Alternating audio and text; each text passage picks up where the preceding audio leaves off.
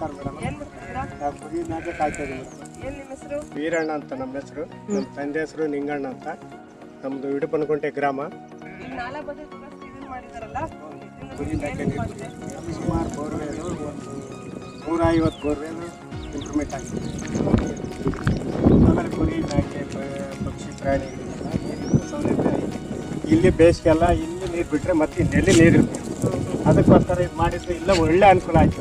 ಸುತ್ತಮುತ್ತ ಯಾರಾದ್ರೂ ಈ ದಾಖಲೆಗೆ ಬೋರ್ವೆಲ್ ಕೊಡ್ಸಿರೋ ಬನ್ನಿ ಅಂತ ಮಾಡಿದ್ದಾರೆ. ಮಾಡಿದ್ದಾರೆ. ಸುತ್ತಮುತ್ತ ಯಾರಾದ್ರೂ ಈ ದಾಖಲೆಗೆ ಬೋರ್ವೆಲ್ ಕೊಡ್ಸಿರೋ ಬನ್ನಿ ಅಂತ ಮಾಡಿದ್ದಾರೆ. 400 ಅಡಿ ನೀರು, 400 ಅಡಿ 500 ಅಡಿ ಮಾಡಿದ್ರು.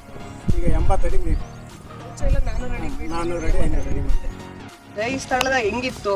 ಸ್ವಲ್ಪ ಗಿಡ ಮರ ಬೆಳೆದು ಆಮೇಲೆ ಕಟ್ಟೆ ಮೇಲೆಲ್ಲ ಗಿಡ ಬೆಳೆದು ಆಮೇಲೆ ಇಲ್ಲಿ ನೀರು ನಿಂತ್ಕೊಂಬಂದು ಅವಕಾಶ ಇರಲಿಲ್ಲ ಮೇಡಮ್. ನೀರು ನಿಂತ್ಕೊಂಬ ಅವಕಾಶ ಇಲ್ದಿದ್ದಕ್ಕೆ ಅದಕ್ಕೋಸ್ಕರ ಇಲ್ಲಿ ಬಂದಿರೋ ನೀರಂತ ಎಲ್ಲ ಕೆಳಗಡೆ ಹೋಗ್ಬಿಡೋದು.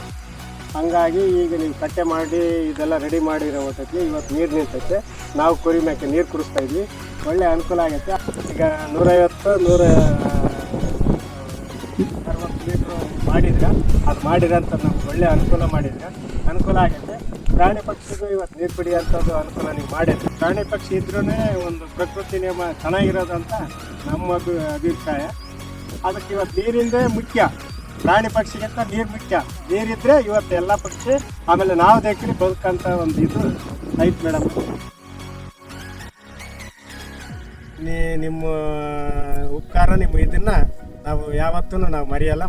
ಮಾಡೋಂಥ ಕರ್ತವ್ಯನ ನಾವು ಇವತ್ತು ನೆನೆಸ್ಕೊಂತ ಇದ್ವಿ. ಇಷ್ಟೆಲ್ಲ ಮಾಡಿಕೊಟ್ಟಿರೋದಕ್ಕೆ ಡಿವೈಡ್ ಯೋಜನೆಗೆ ಧನ್ಯವಾದಗಳು ಮೇಡಮ್.